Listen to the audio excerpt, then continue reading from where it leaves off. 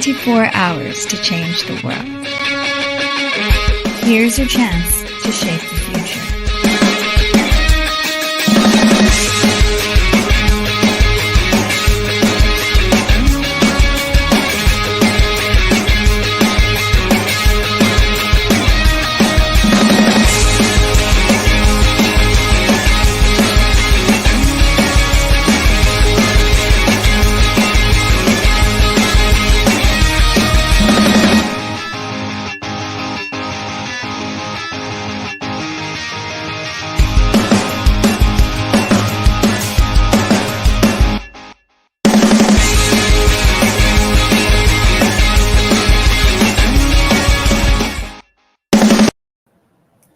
Good evening, ladies and gentlemen. My name is Sadia. I'm a Year 3 student at NUS and also a summer intern at GGEF. Welcome to our SDG Singapore Innovation Bootcamp second session. To those who are joining for the first time, we hope that today's session will be one that enriches you and imparts valuable knowledge that will help you in SDG Open Hack Singapore. To those who were here yesterday, we hope to enrich your learning journey further with this session's new topics. Today's first segment, Net Zero, Concepts to Solutions. From this segment, students will be able to better understand the key challenges of climate change and how they can address them in their hack topic. And who could be better than Brendan, our climate specialist, to introduce this topic? I would like to welcome Brendan Baker, an environmental, social and governance consultant at Msci, to share his insights and expertise on this topic. Hi, Brendan. Hey, Sadia, how you doing? Well, I hope that all the participants will learn something valuable from your presentation. Yeah, hopefully it will be a little insightful and provide a little bit of guidance over the next weekend. Would you like me to kick on? I can share my screen if you like. How about we do that? Yes, please do share your screen so that we can see the presentation. We'll let you know if it shows up. Okay.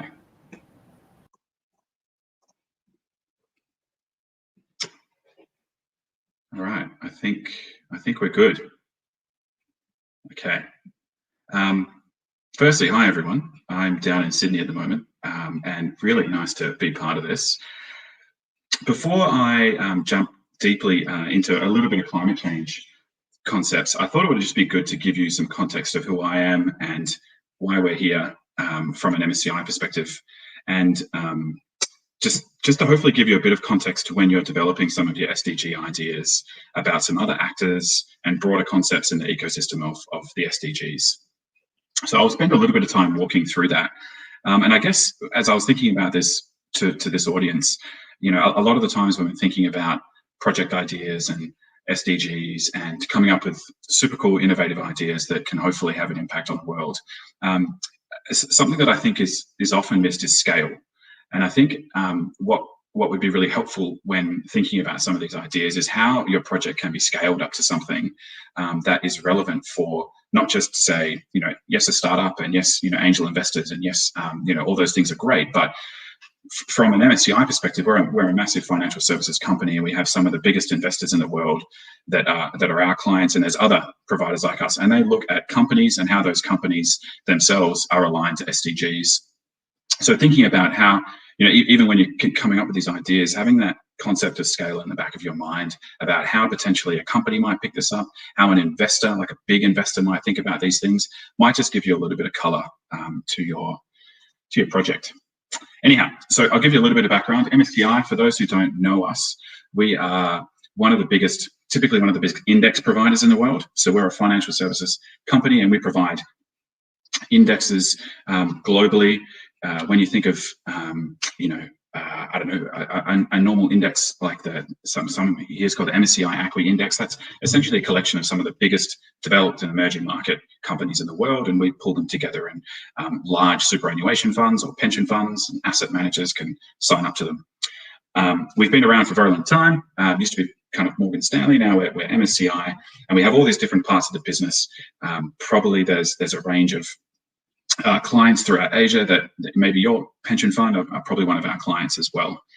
And as part of this, we've got, indexes, you've got analytics, which is, hardcore mathematical probability risk functions. And then you've got ESG and climate, which is a really big growing part of our business at the moment, which I'll talk to you about. And we've also got a real estate business as well. But just to give you a bit of color about who they are and who I am. And I was an ESG researcher for a number of years. I've been in the climate change space for about 5 or 6 years as well. I came from the research side, and now I work typically with investors throughout APAC to help them understand their climate change challenges. If they're setting a net zero strategy, how are they actually going to achieve this net zero strategy? What type of data points do they need? How can they verify targets? Huge amount of these different challenging questions that our whole space is trying to solve at the moment. So we're all over the world. I've got colleagues in Singapore, Manila, Hong Kong, Seoul, Tokyo. I'm based down in Sydney, a little dot down there, but we're also very global. We've got a huge amount of ESG researchers, a lot of clients and whatnot. Just a little bit of color as to who we are. And I thought what might be interesting as well, because you all might not know what ESG is. Some of you might have an idea of what it is, but not too much. So I thought I'd just go through that a little bit to give you some context, because SDGs and how we look at SDGs is a core component of that ESG landscape, and I'll unpack that a little bit for you. So ESG, environmental social governance, is a growing field in the finance sector, where it typically used to be kind of quite out on the other side of, oh, this is something that might be interesting. I've got values. I really care about climate change. I really care about biodiversity, but it wasn't really seen as a financial material risk. Whereas nowadays, it's definitely moved into that mainstream where you've got those types of ESG related risks that are seen as very financially material, and there's a range of players in the space that are demonstrating that this is very financially material. It's not just a nice to have; it's actually a part of standard risk management that needs to be understood, because these risks are actually hurting the bottom line. What we've got here is we've got a couple of slides. The UN PRI, Principles of Responsible Investment. It's a large UN initiative about pretty much any investor that wants to demonstrate that they're investing responsibly, signs up to the PRI, and it's kind of an indication, it's a litmus test of growth in the market of responsible investment. And that's been growing for a number of years, and it's going through the roof at the moment. So it's a massive field. It's growing really fast, and we're right in the middle of it. So this is just a slide that demonstrates what I was talking about there, is why ESG matters. Because these are all ESG related risks, and they've had legitimate financial impacts on these companies. So before, that was like, hey, I care about biodiversity. I really care about climate change. You might have had investors say, okay, well, we're going to reduce our carbon emissions, but we're doing it because we care about it. We're not doing it because of a financial risk. Nowadays, we see these things as though, well, if you aren't actually factoring these things in, you're actually missing a risk, and therefore that could impact a company's share price. And if you're invested in that company, that's a legitimate financial risk. So what we've seen here is we've got, I'm not sure if you all followed the Volkswagen incident a number of years ago, Dieselgate. Essentially, there was a large amount of fraud that was going on in the company around emissions. So Volkswagen was saying, well, we've got these emission standards. They came out of the lab, everything looked good, but as soon as they got the car onto the road, a certain switch was switched on, and emission regulation went really bad. So massive scandal, and it caused a 30% drop in Volkswagen's share price, and it's never really recovered. And there's a growing list of these types of E, S, and G type risks that are having material impacts on the share price. So that's kind of where a lot of this is growing, and that's why there's a huge amount of focus on this. There's jobs flying around everywhere about ESG, and SDG is a really big part of that as well, which I'm going to get onto this. So what I wanted to talk about here is that impact and SDG related components sit in this little bucket within the ESG landscape, according to Msci, but according to a lot of players in this space. So when we think about ESG, we think about what I was just talking about there was around financial materiality of impacts. And it can be broken down into kind of three main buckets. So there's one bucket, which is an agreement that, okay, well, these are legitimate risks and they could cause a financial impact. So therefore, we integrate it into our standard risk management practices, and we break it into our, we embed it into our portfolio construction processes. We set policies, all this financial jargon, right? So that's kind of growing massively. The other bucket is your values bucket. as I was saying before, let's say that Brendan, doesn't want fossil fuels anymore. He doesn't like thermal coal. He doesn't like tobacco, doesn't like gambling. So therefore, there's an investment there where I would set clear boundaries about the things that I would invest in and things that I wouldn't invest in. Right, that's called a values-based investment. This is all underneath ESG. And then the other bucket is impact. And that's where you guys come in and where we come in assessing companies to say, well, we actually want to see some form of positive impact from a company's business activities. So it's a huge kind of focus at the moment as well. It's really growing in the institutional investor space. So pension funds, asset managers are starting to attribute a small amount, which is growing, of sustainable development goal and impact related money to companies that are actually aligning with SDGs or doing something to promote positive impact on the world. Which is similar to here. So this is what I was talking about before. We kind of break it into ESG integration. You've got a bunch of climate change solutions that I can talk about as well, and this feeds into impact investing. Then there's screening and values alignment, and then we've got impact. So I just wanted to just give you a bit of an overview about all of this, because there's a really important space around SDGs. We've got pension funds down in Australia. We've got pension funds up in APAC who are starting to demonstrate that their portfolios are aligned to particular SDGs. And the reason why I'm talking about this is, again, I'm coming back to this point that you are, when thinking about a project, it does actually it could have larger ramifications. And when you're considering, pitching a project or pitching an idea, if that idea gets picked up by a company, an organization like Msci could then essentially assess that company. If that company is doing something good, we'll say, hey, this company is aligned with SDG 7 or 8 or 13, if it's climate energy. And that could be a really good thing for that company. More money could flow to that company. That positive impact that company has decided to could lift. So, what do we do from an SDG perspective? So, and I will get to climate, but we've only got 30 minutes, and I thought it's important for me to actually give you a bit of background. We have an SDG solution where we essentially assess all companies in the world, pretty much. It's kind of like 10,000 companies. Any company that's on a stock exchange, we have some form of SDG alignment assessment across all of the 17 SDGs. And the reason why is because we have, it's just some of the stats here that actually come from Morgan Stanley. Is just there's a huge amount of interest, both from millennial investors, but also women have a huge focus on positive and social environmental impact. Even just individual investors are just really focused on getting money into companies or projects that are aligned with SDGs. And at the moment, there's just not enough projects. So a lot of the time, or they're not big enough, or the scale isn't big enough. So I fully back this project at the moment that you guys are running. So how does SDG, how does Msci approach it? So we have, and hopefully this will just be a little bit insightful about thinking about your project. We have a way of assessing whether or not a company is aligned to a particular SDG. So we look both at how a company's actually running, plus what that company is actually producing. So for a long time, what was out in the market was around, okay, if a company has some form of revenue that's associated with an SDG, let's talk about climate change. You've got an electric utility company. It's a very high emitter because it uses thermal coal. So it's probably not that aligned to SDG 13 versus another company that might be a pure play renewable energy company. That is, a huge amount of revenues associated with alternative energy. So therefore, according to SDG 13, it would be very aligned. But what we've done now is we've brought in both positive and negative products and solutions against an SDG, and also aspects of how that company is run. For example, you could be producing some of the best, let's say, sustainable fish products. You're producing a range of sustainable tuna, right? And it's probably the best out there. It's line caught. You're not using any antibiotics. There's no fish farming. It's a really great product. But at the same time, you've got a bunch of controversies in your company. You might have some fraud. Maybe there's sexual harassment.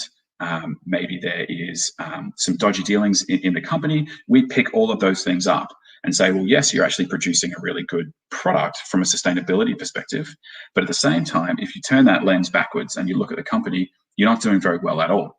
In fact, you're actually, at risk for your shareholders, but also just ethically around SDGs, you're not doing a very good thing.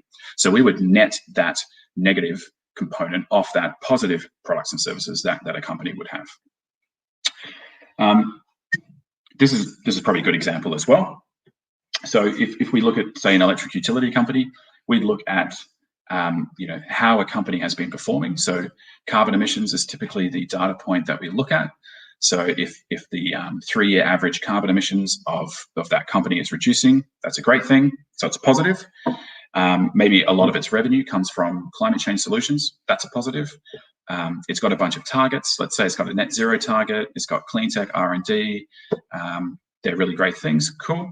At the same time, it's got no controversies. So it hasn't caused fatalities. It hasn't got any fraud. It's got good governance set up. It looks like it's a well-run company. And it's also got no revenue, according to, say, fossil fuel generated electric utilities. So that's a really good thing. So we would rate this company as strongly aligned to SDG 13 based on this methodological framework. It's an alignment product. It's not saying that this company is actually producing a lot of things. We're saying this company is aligned to SDG 13. It's an alignment product. Versus, say, an ag producer. Let's look at SDG 6, clean water and sanitation. The factor that we use here, and it's typically used because it needs to be academically, it needs to be at least kind of accurate as to this would be a good metric to assess a company on water use. It's probably a good metric. We look at the 3-year water withdrawal. So has the water withdrawal of this company gone up or down? It's gone up, so it's using more water, so it's a bad thing, right? Not looking good. At the same time, it has a bunch of controversies associated with water restriction. It has polluted a bunch of fluvial and basins, so therefore it's actually detrimental to the water basins. So it's a negative, and it's got no indication of targets or operational restrictions on water. Its governance isn't looking too good, so it's actually not very good according to SDG 6. So therefore we're saying this is a misaligned company according to SDG 6, and we do this for every company in the world, and we provide essentially an alignment rating to each and every one of these companies. So I believe you guys, I know you're looking at SDG 13, and there's probably 4 or 5 other SDGs that we look at. We could essentially say, okay, these are all the companies that are really aligned to SDG 13. These are all the companies that are really misaligned to SDG 13. And this is the methodology that we're using to assess that.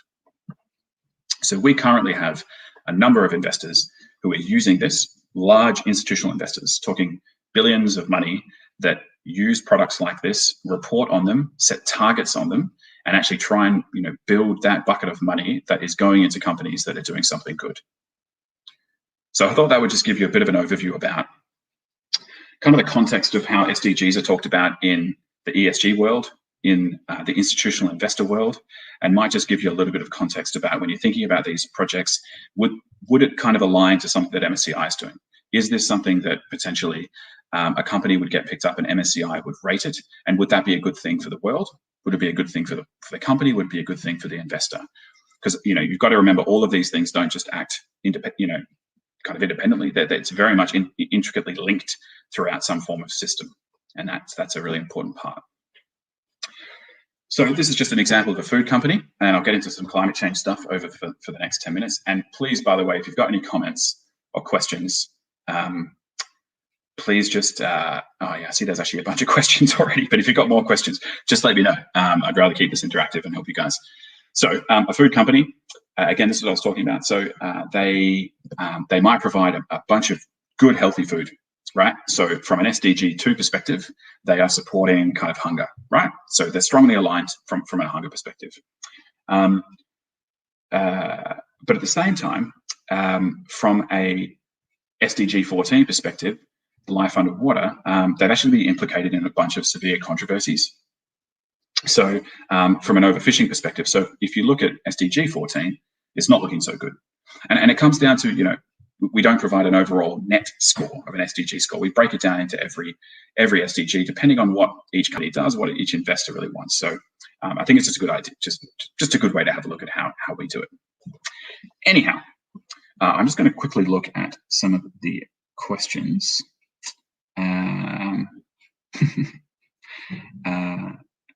Are investors actually prioritizing SDGs, or is it a challenge to push forward these principles? So there are definitely a number of investors who are putting some significant money into the SDGs. At the moment, at an institutional perspective, we're still looking at, and we're talking institutional investors. That's my world. So pension funds, large fund managers, BlackRock, Vanguard. We're talking all the big asset managers. Typically have some asset class. Typically, like alternative assets, where they will invest, say, maybe real estate or infrastructure or impact. So it's not a major part of their overarching business, but it's definitely a part in a lot of these pension funds, and it's kind of growing because there's just a demand from beneficiaries, demand from you and me who are saying, hey, I want my money doing something good. Can you please put my money into a company that's doing something good? Yes, you need to balance these on a financial perspective, but please do that. So that kind of demand from our level is growing. So yes, definitely, it's still small, but we're getting there. Another question: how does carbon footprinting exchange trading work? Yep, it's another good question. I'm just going to move on to into some climate stuff. So we at Msci, we've been doing it for a long time, but a lot of carbon footprints have been around for a very long time. We essentially footprint a company based on its tons of carbon per $1 million sales. You can do different types of metrics. You can do it over production of steel produced or enterprise value or just some other financial metric. But essentially, you look at a company, how many emissions have it got against some form of denominator. So you do that for every company in the world, and you've got some idea of the total emissions that you would either hold as a portfolio or an index would hold. And then you look at that as an index and you say, okay, the MSCI ACWI is 100 gigatons per, maybe it's 100 tons per $1 million USD invested. So you have an idea of every single company's carbon emissions. And then you can either, if you're an investor and you invest in that, you can set targets. You say, companies, we want you to reduce your emissions at 10% per year over the next 10 years. How are you going to do that? Okay, well, this is where innovation comes in. Do you introduce some form of renewable energy policy into your practice? Do you maybe get some offsets? Not the best, but potentially in the short term, offsets might be needed. Do you engage with R&D? Do you have an R&D department that's looking at alternative energy and energy efficiency programs to reduce your emissions? How do you do that? You go to universities, you go to innovation hubs, you hire the right people to try and start reducing emissions. So that's definitely something that we do. From a trading perspective, there are carbon trading markets out there. China's got an ETS, the Europeans got an ETS, but it's pretty kind of closed to those particular regions. And we haven't fully opened up full international carbon markets yet. We're probably a little bit away at the moment. We're probably kind of maybe, hopefully a little bit sooner, but maybe next 5 years, we might see those markets close and interact. And that would be a great thing, I think, because we can then actually start supporting other regions, getting offset programs, replanting vegetation, and lots of innovation can come from that. Okay, I've got a few more questions. How could we start up for companies to make change? Should they start with ESG first? What innovative solutions do they need to use? Yeah, I'll answer that one, Christina. So a lot of the time, the first one is around governance. So which isn't always the most sexy, but we want to just reduce emissions. We don't sometimes want to think about maybe corporate structure. But a lot of the time, if you don't have the right governance set up, the outcome that you're aiming for won't be achieved because there's not a right accountability and responsibility in an organization. So you need to make sure that your governance is typically set up to make sure that when you think about policies and you set about policies, that they can be met, they can be cross-checked, they can be audited, and you can actually verify that yes, you're doing something good. If you don't have those appropriate governance systems and structures set up, then a lot of the time you won't actually achieve what you're trying to achieve, whether it's an E and from an E perspective or an S perspective. So a lot of the time governance is really core, and it's the first part of a lot of disclosure requirements like the TCFD, Task Force on Climate Related Financial Disclosure, which is a vehicle that came out of the Paris Agreement for companies and investors to disclose and manage these climate risks. Governance is the first thing. You need to have your governance set up. Once you've got that, then you can actually start to look at, okay, what type of environmental policy do we want? What type of target do we want? How can we achieve that? Who signs off on it? Is it me as a risk officer, or is it the board, or is it the CEO? Who's going to sign off on that, and who's going to be accountable for that? Yeah, so that's typically what it is.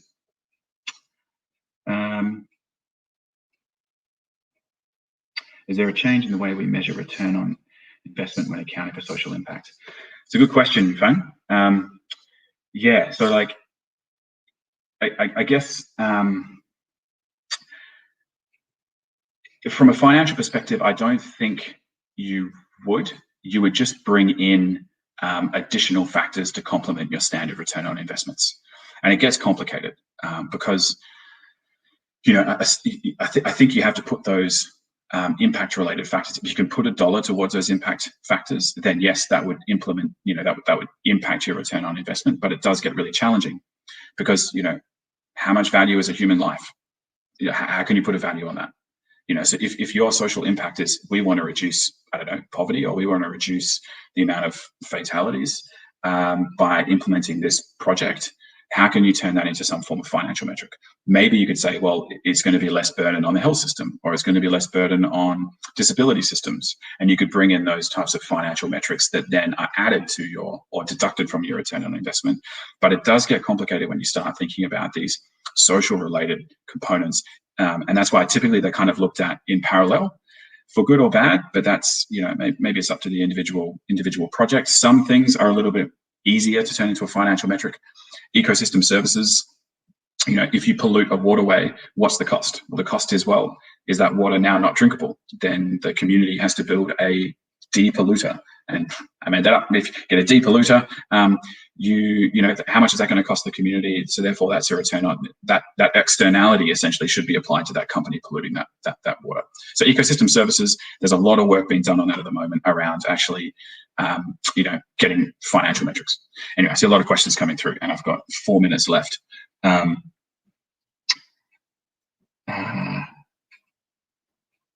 Yeah, lots of questions. Okay, would you say that more and more?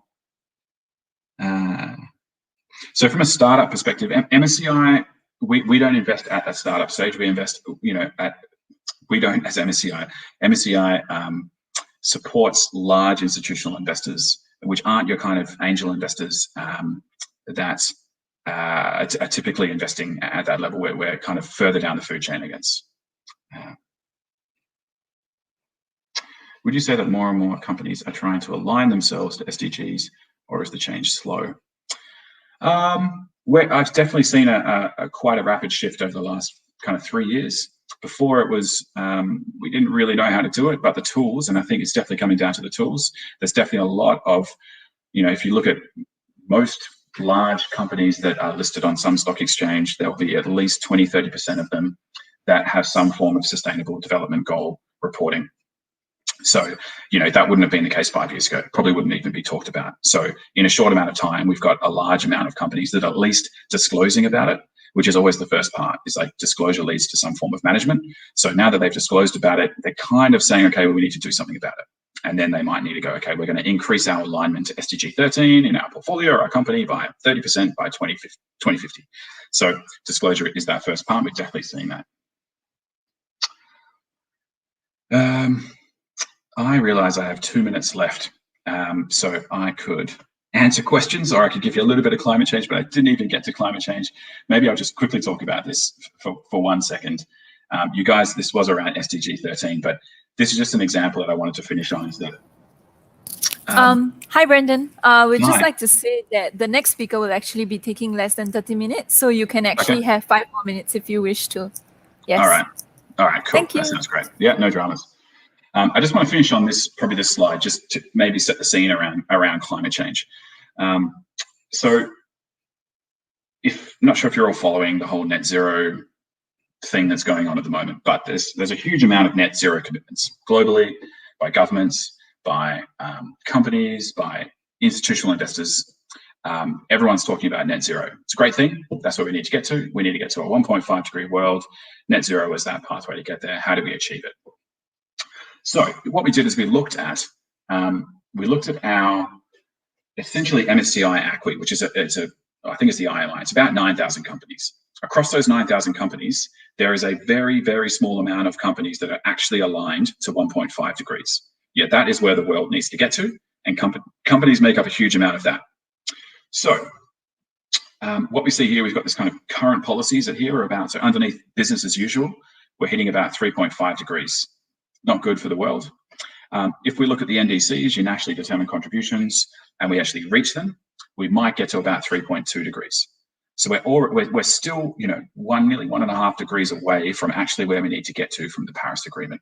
So there's a huge gap that needs to be fixed. If you look at some of the natural disasters and climate-induced weather events and impacts of the world underneath these different temperatures, you can see what's going to happen. So, sea level rise are going to increase by about 2 meters. We're going to see a bunch of glaciers melt. We're going to see a lot of the earth that's going to be uninhabitable. It's going to impact agriculture. There's going to be wildfires, tropical cyclones, intensities are going to go up. Precipitation rates are going to change everywhere. We're going to see a range of these climate-related impacts, right? But if we look from an investor perspective, if we actually want to get down to 1.5 degrees, we're looking at less than 10% of these companies that are actually aligned. So there's a huge gap. What I want to say is there's a huge gap between what companies are actually on track to do and where they're heading versus where they actually need to get to. So a lot of the messaging that we're talking to people about at the moment, clients, investors, companies, is that we need to see real world emission reductions. Yes, you can reduce emissions, say, from an investor perspective by just avoiding companies. You reweight away from them, you move away from these companies, you manage your climate-related risks from an investment perspective, but there's all these companies that need to reduce their emissions and they don't really know how to do it. So it's either going to come in from, literally a tax that's going to come in, depending on which country they operate in. But that is based on the political will of a government, whoever's in play. Great to see, China, South Korea, Japan setting these net zero targets. Hopefully we'll see some of these policies come in and actually see these real world emissions, but we're still not seeing it. So a lot of what we're looking at the moment is a technology gap and an R&D gap of how companies can actually reduce their emissions affordably. So how can they actually get a 50% reduction in emissions over the next 15 years that's not going to kill their business? And at the moment, carbon capture and storage is what everyone's talking about. Let's just stick it in the ground or do something else. It's just not that affordable. Underneath most of the IEA scenarios that just came out, a bunch of the scenarios that come out, there's some level of carbon capture and storage that needs to happen. And yes, there's a lot of work that's going on in it, but it's not kind of the holy grail or the silver bullet. So there is a huge gap here. So if you're looking at SDG 13, if you're looking at, you want to create some R&D that's going to support this emission reduction technology that can support a lot of these companies, whether you're an aluminium company or you're a steel company or you're an ag company or a consumer discretionary company, or you're doing something that is, a big emitter or even a medium emitter, supporting those companies to reduce their emissions, whether their own operational emissions or their upstream and downstream supply chain. It could be a fintech idea, it could be a transparency idea, it could be a knowledge sharing idea, or just, an actual physical chemistry idea. Those types of things are really missing. So I might stop there because it's 33 minutes over. Sorry, not 33 minutes, it's 3 minutes over. I hope that was helpful. Please, ask more questions. If you want to follow up, let me know, and hope it goes really well. Hi, Brendan. So there are actually a few more questions for you to answer, and I think you could take the final 4 questions. It would be fine. Okay. We would not go over time. Yes. All right, sure. Let's have a look. Investment depends largely on urban fabrics and what innovations is.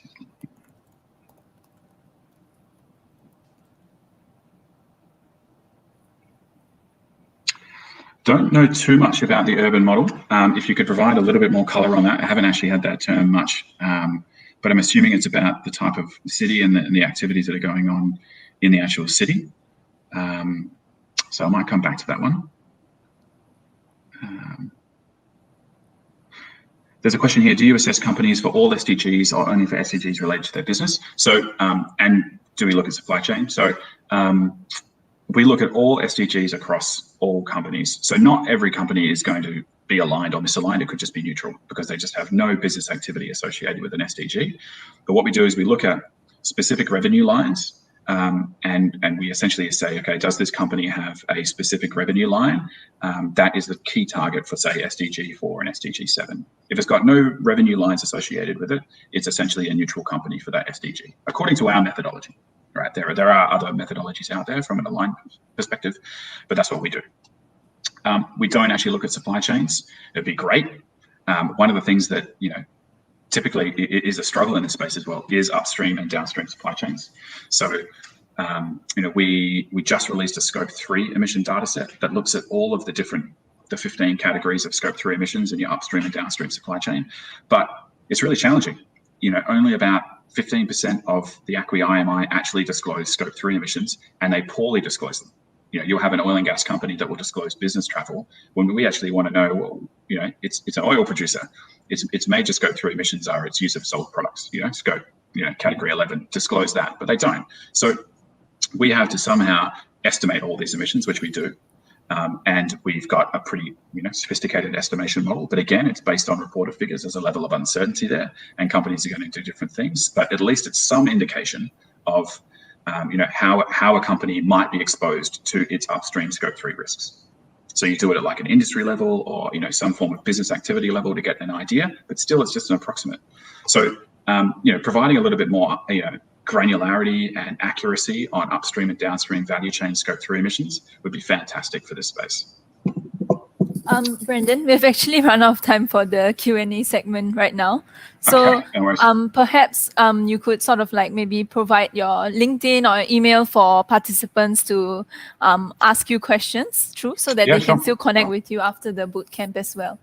Yeah, just find me on LinkedIn. You've just type in Msci or Brendan Baker, and I'll be there. So just say you're from the SDG Bootcamp, so I know who you are, and I'm happy to have a chat. All right, now I'd like to thank Brendan for his presentation. I'm sure all participants learned much about how Brendan's organization measures SDG alignments at the company levels and the challenges investors face. The next segment will present the best methodological practices, challenges, and concrete steps to define and build an open innovation challenge ready to be addressed. I thus call upon Thomas Millard, the president of Open Geneva, to deliver his message on this segment. Hi, Thomas. Hope you're doing well. Hi, Sadia. Thanks for having me today. I'm going just to try sharing my screen because it's always kind of a tricky technical step. So give me a second. What does it look like? I guess you see this. You see my slides, right? So you see my slides, right? Yes, we are able to see your slides. Okay, fantastic. So thanks for having me today. Actually, I'm going to be here for 2 sessions. I'm just overdoing a bit, so that's why I left a bit of time to Brendan. It was really amazing talk. Thank you very much. Something I want to introduce from his talk. He said there's so much demand for investment and so little supply in terms of investment. Of course, it will take time until we get some companies out of our hackathon that is they're going to be ready for being indexed on the MSCI. But I mean, we have to get started somewhere and just increase the supply of projects and venture and so on and so forth. So I think that's maybe a quite related introduction to my talk related to Brendan. And the idea here is really to explain you how we can understand open innovation and why is it important if we want to make projects that are going to be more aligned with the SDGs. And I don't want to go into a technical class. The idea is really to give you a feeling of what is what are good practices, and it's sort of like a quick tutorial crash course for you to understand how we can actually shape challenges. So shaping challenges is actually to start by asking questions or building the environment to solve questions, not to actually determine how you are going to solve the question. So you're going to see in a second. I want to start with a very precise example, one I love from a hackathon called Hacker Health that we host in Geneva at our SDG Solution Space during the sister event for SDG Open Hack, Open Geneva. And you see on this picture a little girl, Emma, who is highly disabled. And she has a very concrete problem. We're going to get back to that. And around this person, you see different people. And these different people, they are actually engineers, designers, and you see how they are around this person.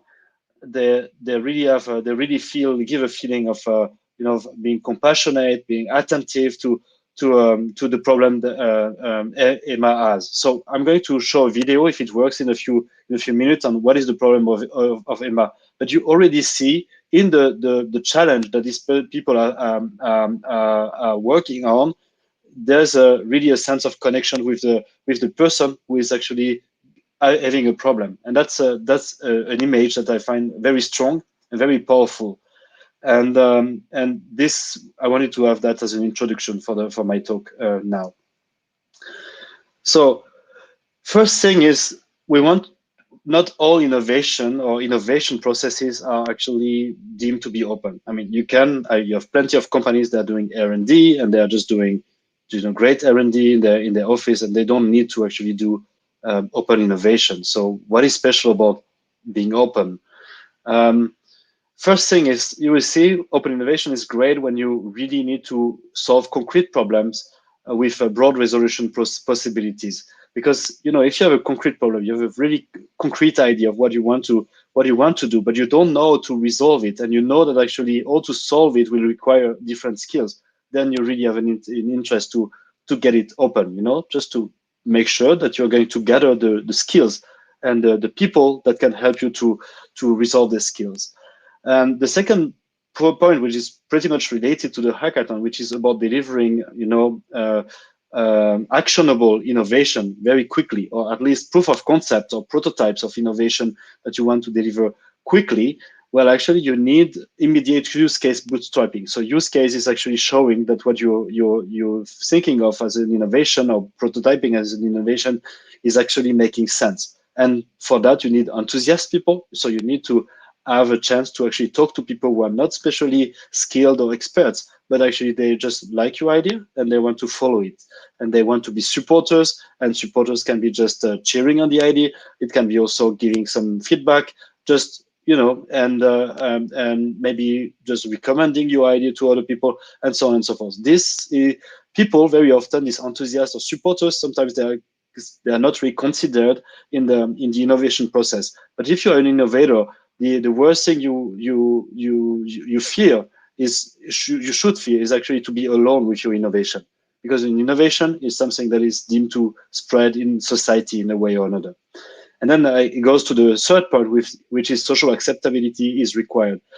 Brendan, I mean, of course, was talking about big companies, but you can feel now that when we are for new innovations, and especially when they're highly technical, very often they also come to be controversial in society. Why? I mean, in society, and people are more and more asking why this technology should be deployed. What are the benefits? What are the risks? What is uncertain, and so on and so forth. And these questions are coming more and more. So here in Geneva, with Open Geneva and at the University of Geneva, we get a lot of companies that are interested to work with us, because we can help them to make sure that when they have an idea, they can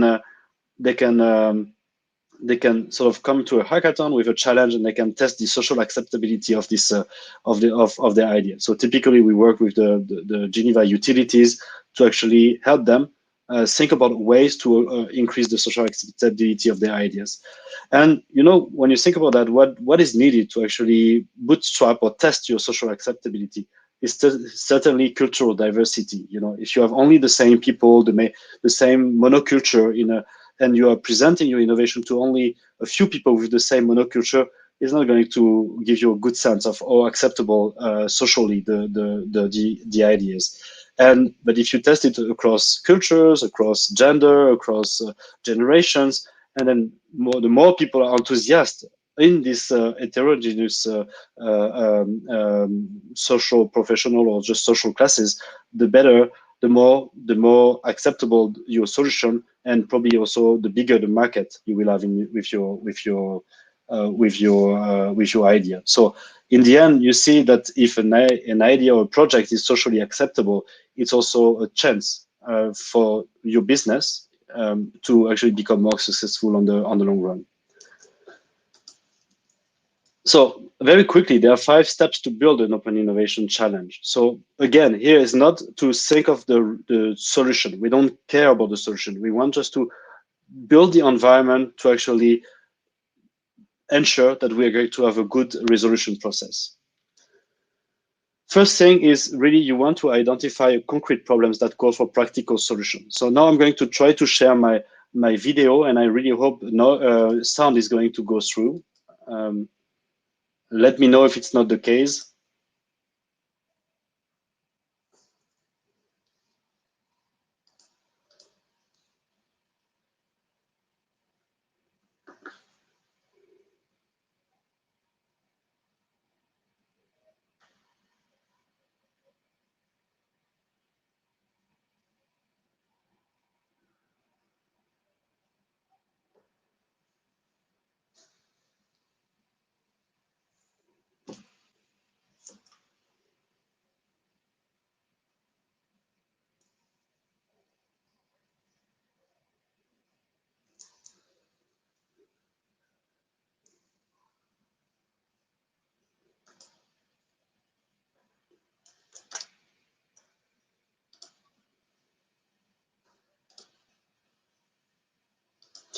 So I see we cannot hear. So I'm just going to give a little summary, and I stop the video. But the idea is that you see Emma. She has this problem that she cannot move her hand, and and and what they want to solve as a problem is actually a way for to support to support the hand in a way that she can actually execute some task like drawing or eating.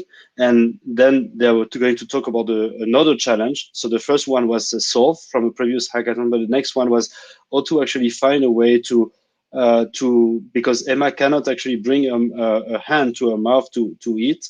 How can we actually find a robotic way or whatever way to actually solve the help her to actually bring her hand to her face, to her mouth? And so that's so I'm going to move on because the sound is not there. It's too bad. But the idea is like they don't know. I mean, they have this challenge. It's very clearly stated that that Emma cannot execute one movement, and this is a huge impairment for her life, and also for the life of her parents and family, if you think about it. And so that was what the Hacker Health hackathon, one of the challenges of the Hacker Health hackathon that was tackled in October 2020. And you see here, what I must say is the more precise your problem, the better it is. And if the problem is practical, this is even better. Now, I'm just going to go to the next slide. Is, well, on the resolution, you don't know. You just get this problem stated, and what you want to get then is really a maximum of a range of possibilities to solve the problem. So here I put a really nice picture with Arduino, so it's another project, but Arduino with some soft matter, a brain, 3D printed brain.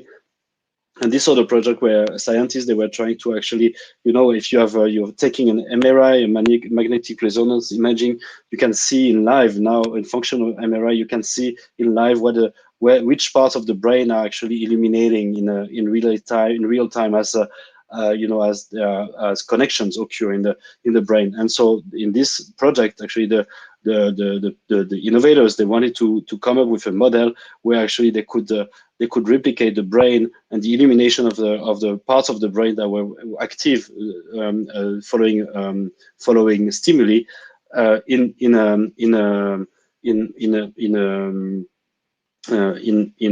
3D printed way. And so they were trying a lot of things with electronics, with 3D printing, and so on and so forth. So typically, this is a way. You don't know or you want to do that. You want to start experimenting. So it brings me to the second slide, and being open-minded. Now we are all fun about electric car and mobility, but we have there's another hackerspace near Geneva called Pangloss Lab, and these guys, they say we're going to start to do hydrogen mobility, and they say we're going to start with we want to maybe do, I don't know, whatever, a car or a truck or bike. And they say, we're going to start very simple. And the way they were started is actually, they're going just to start hydrolyzing water, and in a way that they can produce hydrogen. And this is the way it started. And 6 months later, actually, they had already a first prototype of a bike. And this try and fail, like just starting very simple and tinkering, and is actually a very nice way to actually very quickly figure out what are the directions for what could be a practical solution. But what they did is actually they started with, you know, the simple YouTube tutorial, or you actually start producing hydrogen with little electricity and water, and then there's the innovation path, and yeah. So oh, what happened? The third. Oh, I see what happened. Let me just go back. What's going on? Wait.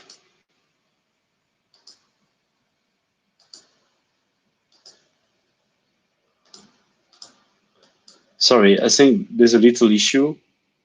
I think I'm back here. Yeah. So.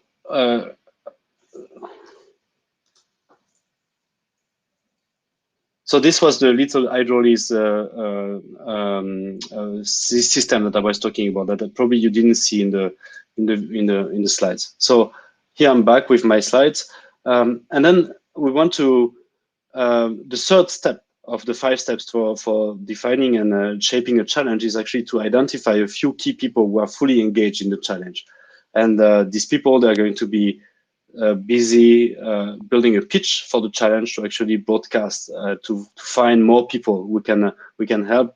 And the way to pitch would be to emphasize with arguments, mobilizing intrinsic motivation. You know, I was talking about of Emma before. You know, she's a disabled person. I mean, a lot of people get a lot of connection or interest in helping, a lot of compassion or empathy, depending. And this is one way. Another way is sustainable development, of course. I mean, when you're talking about reducing hunger, balancing gender, developing infrastructure in cities in a sustainable way, life below water, no one is really insensible to that. So this is really nice, because actually these kind of grand challenges are providing a lot of motivation, and then people are really motivated, they really get a lot of energy, and they want to move on.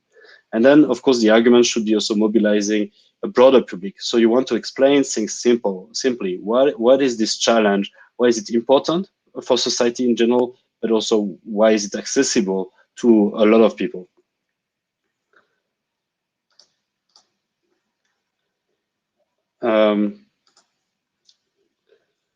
So the step 4 is identify and recruit a larger public. So at some point you have to go and, you know, if you have a challenge, or even if you do a hackathon or just a challenge within a hackathon, you want to get just more people get to your challenge and give a hand. And for that, you need to talk about it. You need to pitch it. So even before you go to the hackathon, you should already be ready to tell about the problem you want to solve, and not yet about the solution, but the problem, explaining it in a way that actually people are going to show up and are going to come.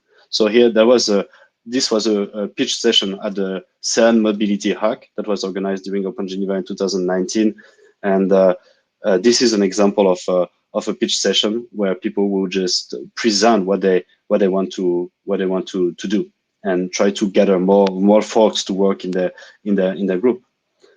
And then, last but not least, most important is actually to create a cozy environment. So what do I mean by cozy? You want to have an environment which is nice. It's very important that as much as possible, now we are online, so being nice online, having a cozy environment online is quite a kind of challenging thing. So with SDG Open Hack, we are trying to we helped SDG Open Hack to actually bring as much as possible a cozy environment online. But of course, you see this picture.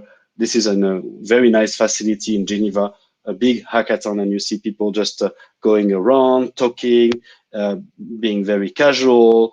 No one is telling them what to do. There's of course a bit of schedule where sometimes that you have to go for lunch, you have to, there's some pitch session or whatever, or workshop sessions, but in the end people just get a very nice and relaxed environment where people are willing to interact with other people and so on.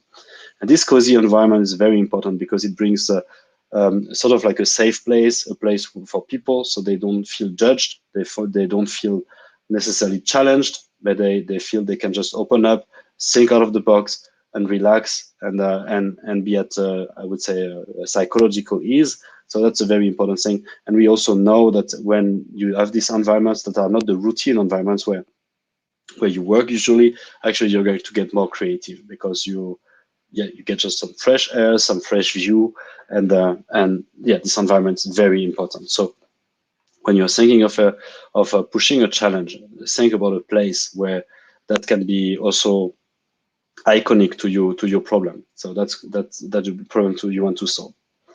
But the environment it might not be only physical. It can be just bringing some great person to talk about problems related to the problem you want to address, yeah, and that's the idea. So I'm done. I promised I would be very short, so I'm very happy to take questions if there are at the moment.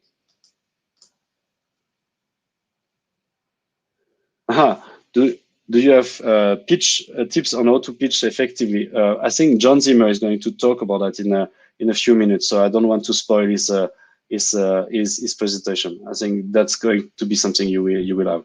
Pitching a problem, I think just one thing that John might be actually talking about how to pitch your project. So what is the outcome of your hack? But in the same way, you will hear you can actually use the same tricks and the same methods to pitch your problem, but just like focusing on the problem and maybe saying what do you need? So here's my problem. What are my needs? And then from these people can understand what is requested, what kind of support, what kind of expertise, what kind of cultural background is needed to help you for overcoming your challenge. How can we boost these kinds of networking and interactivity in an online environment? Well, I mean, we've run, I mean, before, because of COVID, we ran a few hackathons online, and we have not really seen any much difference, I would say. I mean, overall, of course, in the details there are difference because people online, they cannot be 24 hours at the same place, so they're going to connect, and sometimes they are going to disconnect. But at the same time, it's also way less logistics. So it means that you can just online, you can get people who would not come physically otherwise. So in the end, you can create an environment that is quite nice online as well. So as you will see this weekend, we are using Slack and Zoom. I think that's a simple way. So video goes through Zoom, and interactivity is just a chat. So we are using Slack because it's quite handy, but you could think of other. How to get people with different ideas to shape the challenge.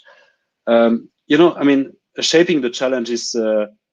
I mean, you have to really agree on what you want, what is important for you. So the few people I was talking about who are going to shepherd the shaping of the challenge, they must agree on a grand vision of what is really important to them, and this is something that should be, of course, of all of their core interests. They should be motivated by that, and if they come from different backgrounds, this is going to be easier because if they agree they want to solve a problem, but they have different backgrounds or different perspectives on the problem, then it's going to be easier to actually shape the challenge in a way that is conducive or motivating for people out of the in different communities. What are the best ways for us to ensure that our analysis of the problem and solution is correct? That's the trick. This is a really good question. I think there's no way to be sure. The only way to be sure is just gather critical mass. Make sure that your open innovation is really open. And being open means actually gather community. And I'm going to talk about that a bit later.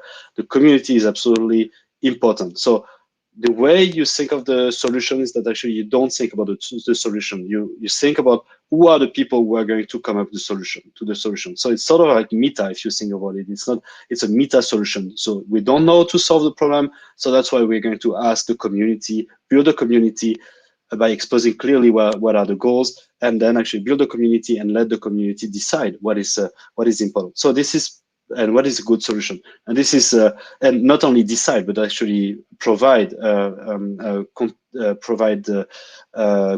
to actually eliciting the solutions that are going to be great. And then during a hackathon, you get some pressure because you have to deliver after 24 hours, and actually there's a lot of creative destruction, and a lot of ideas get quickly abandoned to actually, mature the final solution. So it's very evolutionary if you think about it. Yeah, I think there's no more comment, and I'm very glad I finished just on time. This is extremely rare from me, so I'm very, very proud here. Thank you for your questions. Thank you for your attention, and see you in a few minutes. Thank you so much, Thomas, for a great insight regarding this topic. So through this segment, I'm sure the participants have learned how to frame their solutions properly with regards to the hack topics. Hackathons require participants to think of solutions in a very short period of time. So being able to organize your brainstorming and thought process is indeed very, very important. So the framework that Thomas has actually shared will be useful in organization of your ideas during the hackathon. Our next segment is one that is extremely important in not just this hackathon, but other similar experiences you might face in the future: pitching and effective communication. It is no secret that one of the keys to success for presenting your creative solution or idea is to make your voice heard. And this is a skill that we must hone over time. Without further ado, I'd like to call upon John Zimmer, the founder of Manner of Speaking, to impart his knowledge on this segment. Hi, John. Hey, Sadia, how are you? I'm doing well. We hope that you're doing well as well. Thank you very much. Doing fine, thank you. It's a little cloudy here in Geneva, but it's not so bad. A few years ago, my oldest daughter worked for 3 months at NUS, the National University of Singapore, and my wife and I went down to visit her. Loved Singapore, fascinating city, so many good memories. Two things verbally, though, really stuck with me when I came back. The first was the word la. Everybody there was using la, and at first I thought, what is this word la? And I've come to learn that it's such an important word in Singaporean English. And the other phrase, and this might sound a bit bizarre to some of you, but those who are in Singapore will have certainly heard this phrase. It's Malay, and it's berhati-hati di ruang platform. And that is Malay for please mind the gap in the subway system. They would say the warnings in English, Mandarin, Tamil, and Malay. And that phrase just kept going over and over in my head. And to this day, I can remember it.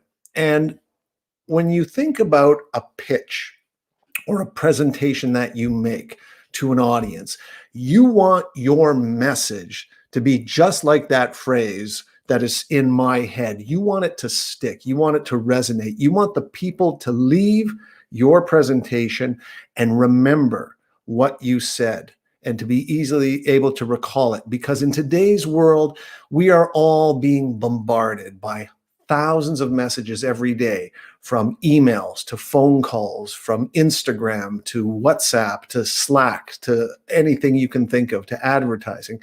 And when you're pitching your idea, when you're making a presentation, when you're giving a speech, you have to find a way to make your idea stick, to make it stand out. Now, we only have 30 minutes today, and of course, we could talk for 3 days on public speaking and presentation skills, but what I'd like to do is leave you with a small basket of ideas to think about and to work on, because becoming an effective communicator is something that doesn't happen on the basis of a one-day workshop or even a week-long workshop. It's a lifelong process. You have to keep working at it. So, first idea is to think about the purpose of a pitch. What is the purpose of a pitch? And I work in Switzerland with a number of different startup organizations and institutions helping young startups with their pitches when they want to raise money for their business idea.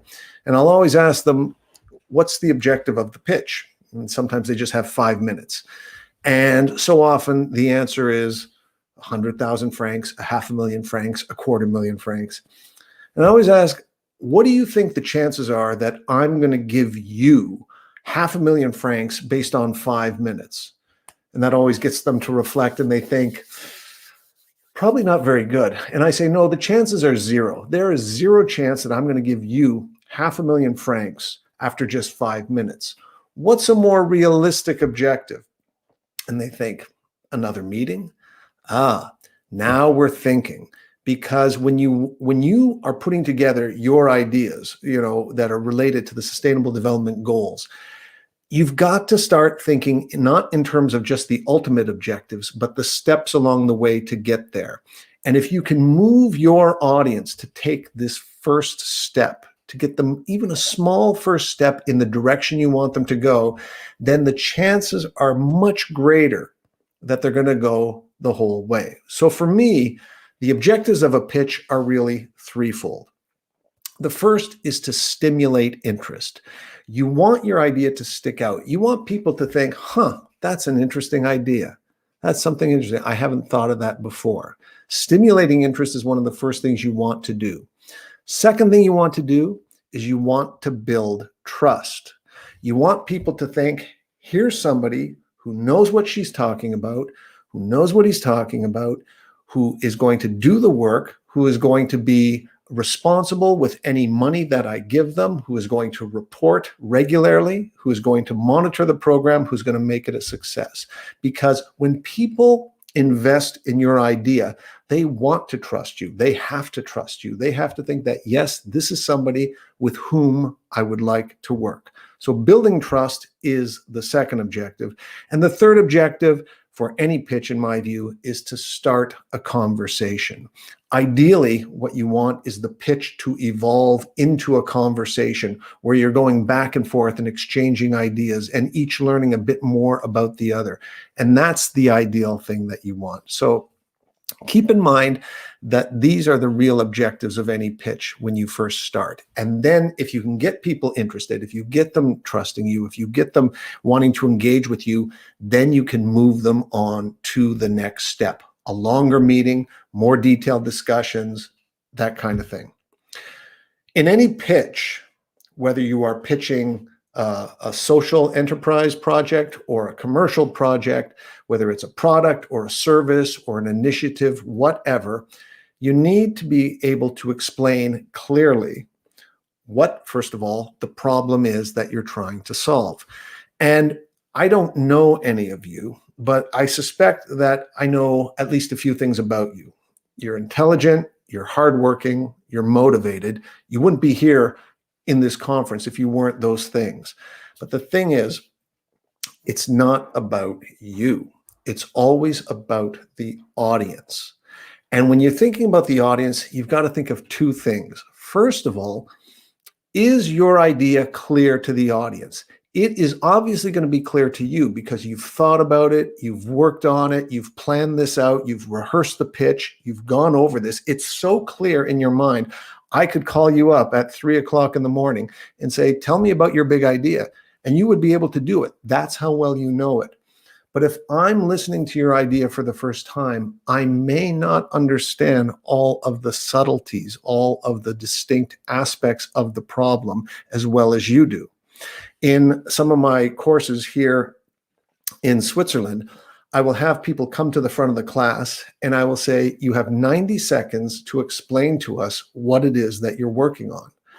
And they talk for 90 seconds and then I will stop them and I will turn to the rest of the class and I will say, how many people did not understand what they're working on? And sometimes, I kid you not, there are cases where everybody in the class raises their hand because the person speaking either was using a very complex language or terminology that they didn't define, or acronyms, or speaking too fast, or a combination of all of those things. And the message didn't get through. Now, in a situation like that, whose fault is it? It's always the fault, or I should say the responsibility of the speaker. So you've got to be able to communicate your idea in a way that is clear to the audience. And this is why I always recommend that if you're going into a big presentation or a big pitch, practice your pitch on somebody who knows nothing about what you're talking about. Give them the pitch and then ask them, did you understand? And if they understood, then there's probably a very good chance that the people in your audience are going to understand. If they didn't understand, you might want to actually pursue with them which parts of the pitch or presentation they didn't understand. You may need to simplify, or you may need to give a concrete example to explain a concept. That's the first thing. The second thing is, now once you've explained the issue, the problem, then you have to talk about what you propose to do and why they should support it. So it's always about the what and the why, because once people understand what we're talking about and why we need to solve it, then you can really get into, the how and the where and the when and the who. So why should they support your initiative? Why should they support your big idea? There are many worthy ideas out there, and people, investors, backers, sponsors, they can't support everything. So then the question becomes, why should we support you? What is it about your idea that's going to give me the confidence that placing my support behind you is the right thing to do? So these are some of the things that you're going to have to keep in mind. And we're talking on a very, just because of time, on a very high level general basis. Now, going into the reasons to support your proposition, your argument. For this, we go back 2,300 years ago to principles that were laid down by Aristotle in ancient Greece when he talked about persuasive speaking. And the reality is that today, those principles are every bit as applicable. They have not changed. They are as fundamental today as they were centuries ago. And what Aristotle said was that for any good persuasive speech to make an impact, it has to be built on 3 pillars. Pillars like the way the Acropolis in Athens is built on pillars. And the 3 pillars are as follows: logos, ethos, and pathos. Logos, ethos, pathos. What do these things mean? Logos comes from the Greek word which means word. And today we have all kinds of words related to logos. Anything that ends in ology, biology, sociology, anthropology, all of these things relate to logos. Logos is the logic of what you're saying. Is your presentation well structured? Does it make sense? Is it consistent? Logos is things like statistics, data, facts, test results, research, very left brain thinking. I'm a lawyer by training.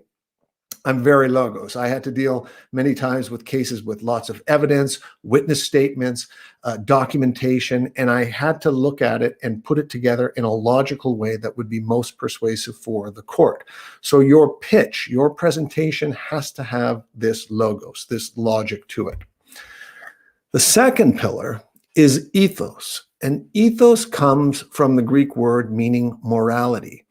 What ethos is persuasion by virtue of who you are, who the speaker is as a person. It's things like your level of experience, your expertise, your level of authority, how trustworthy you are in terms of how the audience sees you. All of these things enhance your credibility. That's what ethos is really about. It's about persuasion by virtue of your personal credibility. Now, how do you build up credibility? Well, the most important way is by how you live your life. It's the things you've done, the studies you've done, the challenges you've overcome, the things you've created, your successes, your failures, all of that builds up over time. And if you're relatively young, the chances are your ethos is going to be lower, and that's fine. That's just part of life. But you still do have ethos. The work you've put into this idea, the research you've done, the efforts you made, all of that help.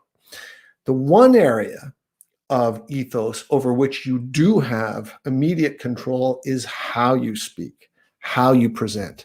And again, we could go on for hours about your online presence or your on-stage presence. But a couple of things.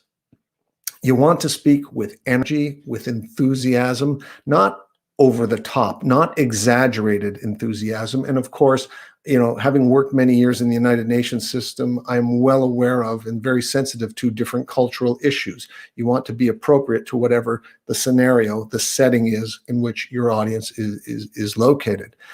But by the same token, you do want to have that enthusiasm. You want to speak with conviction. You want to sound like you believe in what you're talking about. And if you're working on an initiative in support of the Sustainable Development Goals, think about the people that you're trying to help. Think about the problem you're trying to solve. Because when you're on stage, it's not about you. In this moment right now, yes, I'm speaking. It's not about me. It's about you, because you are my audience. I might be giving you some tips and some insights and some useful ideas, and that's great. But each of you is giving me your time. You're each of you giving me a half hour of your time that you will never, ever get back in your life. And so I want to treat that time with respect. And the promise I make to you today is that when you start going into any speaking situation, thinking about the audience, how can you help the audience? How can you make this time that they will never get back worth their while? Then all these other things that we'd like for ourselves, for the people we're trying to help, for our companies, whatever, they just start to come. So that's ethos, the second pillar. So we've got the logic, we've got the credibility. The third pillar from Aristotle is pathos. And pathos comes from the Greek word meaning both emotion and suffering. And we get words today like sympathy, empathy, pathology, pathetic. All of these relate to pathos. That is the emotion. That is the emotion. It's in things like storytelling, surprise, metaphor, humor, if it's appropriate. And the best one, as I said, storytelling. It's probably the most powerful one. Now, the thing with emotion, with pathos, it's like a spice. That good Singaporean cuisine that I had often had great spices, but it was just the right amount. It was the right amount of spice to really enhance the flavor of the meal. If I take half a jar and I pour it in, it's going to ruin the meal. So you don't want too much, but by the same token, don't leave it out, because the things that you're working on, the problems you're trying to solve, don't tell me there's not emotion in there. If you can help these people, there's huge emotion there. And the trick is to find the right balance when you're presenting. The way I think of it is I want my ethos to be as high as possible, my credibility. The logic, the logos and the pathos, the logic and the emotion are more variable. A little more of one, a little less of the other. Chances are you'll probably have more logos than pathos, but don't leave pathos out altogether. A final tip, because time is running and I do want to leave time for questions and answers, because I'm sure you've got a lot of things that you're curious about. Team presentations. If you are presenting as part of a team, remember that the audience wants to see one team, not 3 or 4 individuals, one team. So you have to practice together. You have to really be clear who is going to do what. There should be one team leader in a team presentation. There should always be a leader, somebody who introduces and wraps up. But beyond that, you work together, each with your distinct part.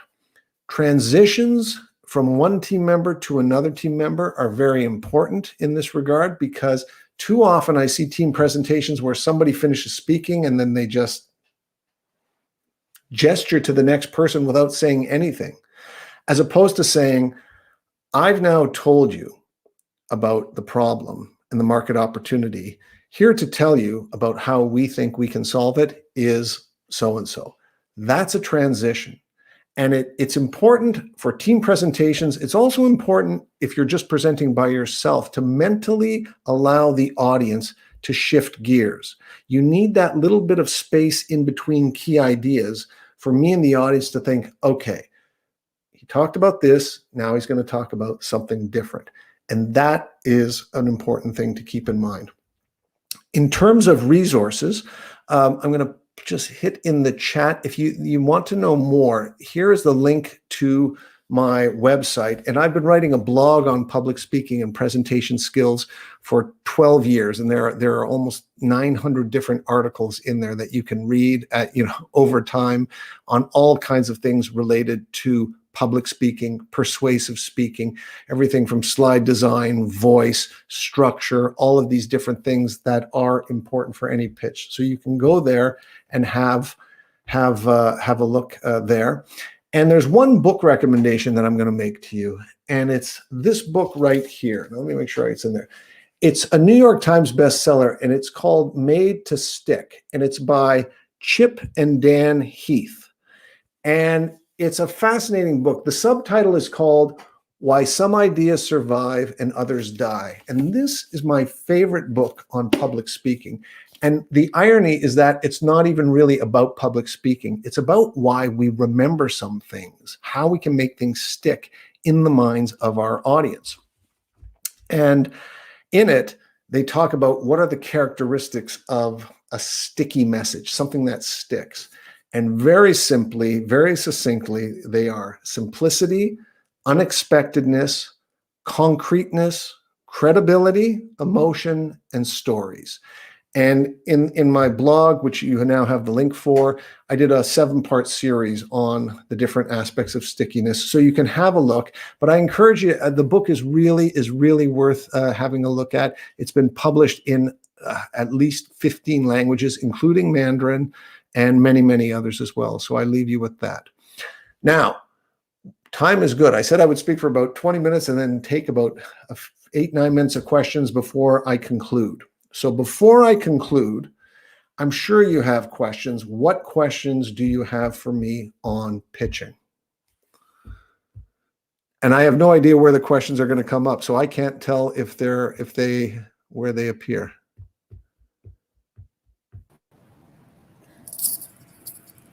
Hi, John. Hello. Hey, Sadia. Yes. So on StreamYard, actually on the site, you'd be able to swap over to the comments. So if there are comments from the audience, you'd be able to check them there. But personally, I also have a question as well.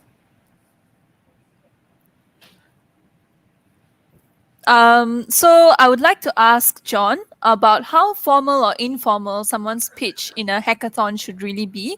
Because on one hand, we do see a lot of logos being implemented because of the nature of the hackathon, that we are actually talking about a concrete solution. But at the same time, we also want to convince people to invest in our solution as well.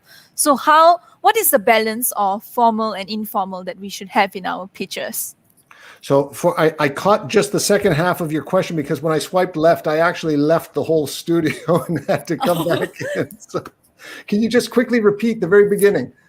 Yes, sure. So basically, I asked about how formal or informal you think our pitches in the hackathon should be, considering the fact that there should be a good balance of both logos and pathos in our pitches.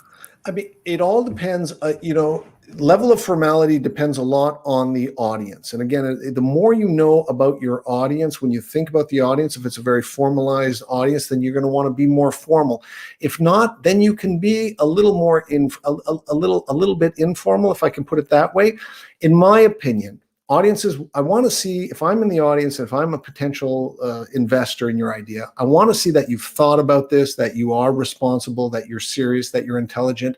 But at the same time, I also want to get a sense of who you are as a person, because at the end of the day, we're all people. We want to have this connection.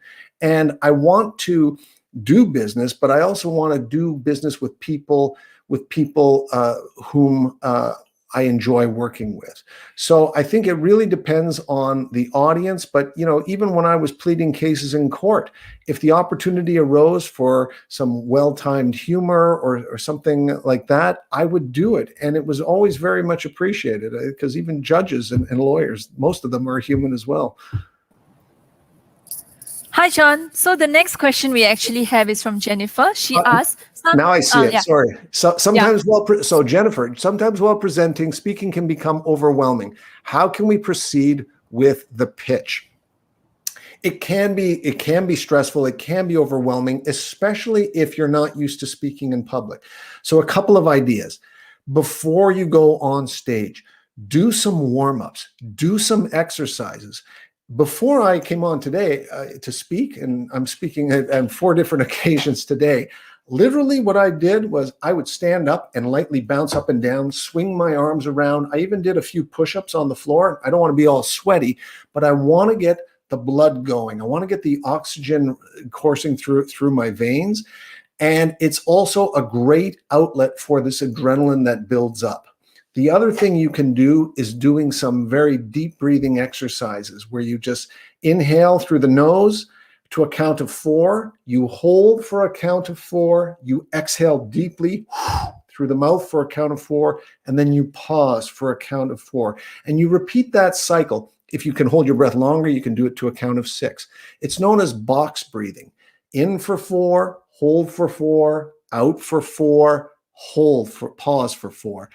This is an exercise used by elite athletes, elite military personnel, and it does 2 things. It energizes the body, but it calms and focuses the mind, and it helps you be clear.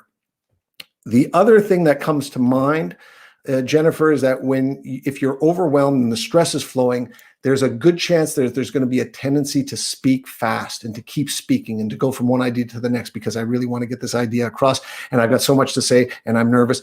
And when I talk like this, it's not good for you, the audience.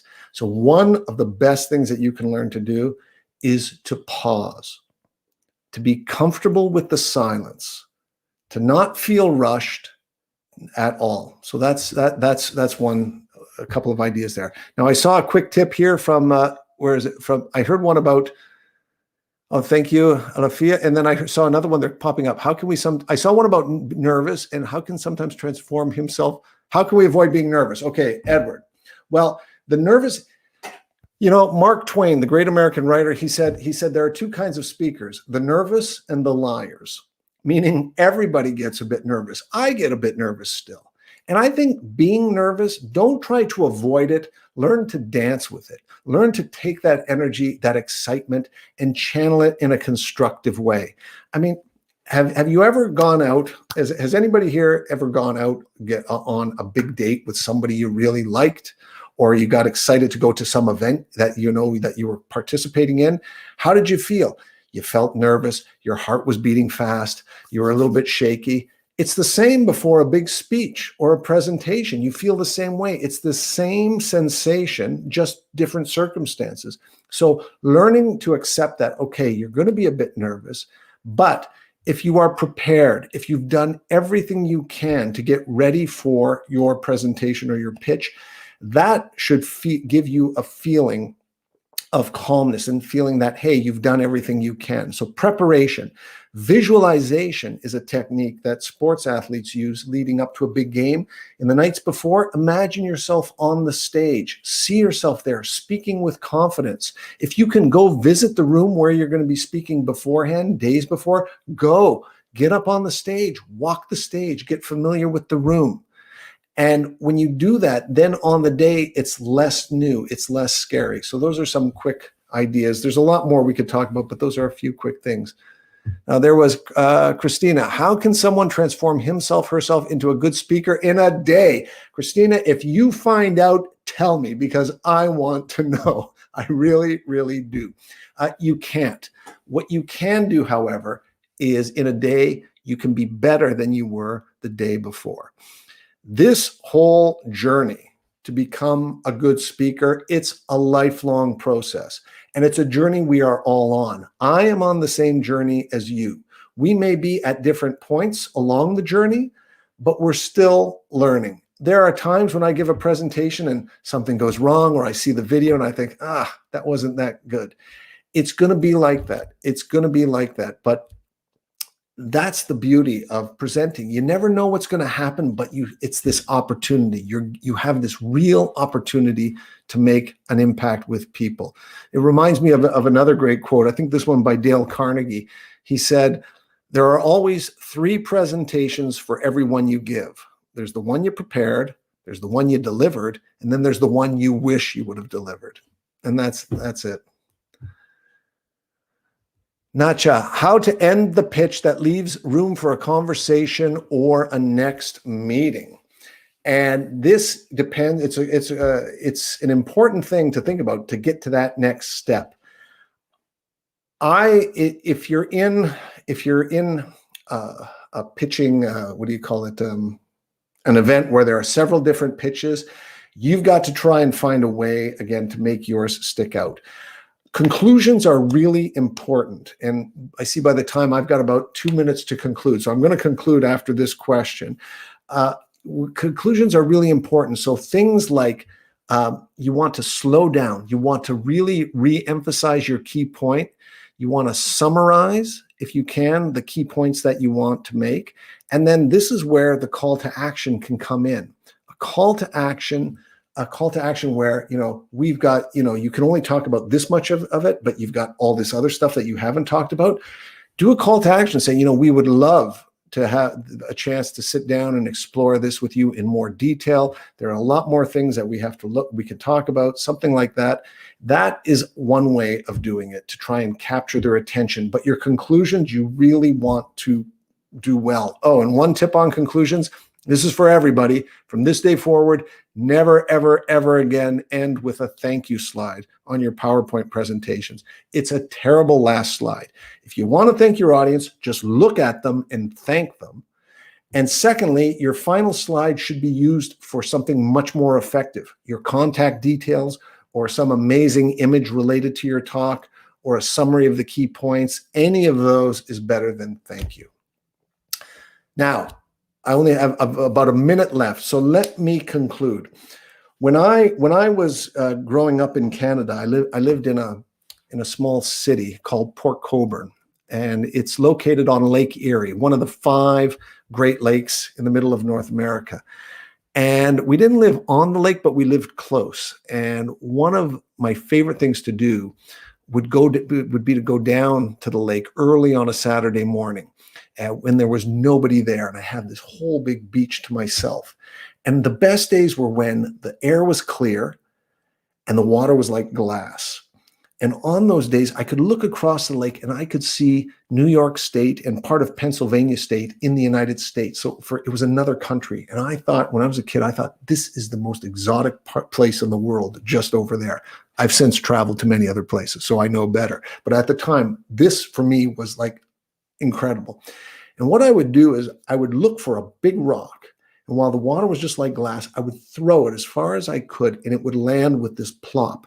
And then I would watch the ripples spreading out and out and out and out and out. And I would imagine that they would reach all the way over to the United States. And I often think of that, of those days, because I think it's a useful metaphor for when you speak in public. Your message, your idea, that's the rock. And where it lands, that's the audience. But the ripples, what the audience is then going to do because of that, and the people that you might help because of that, that's what's really important.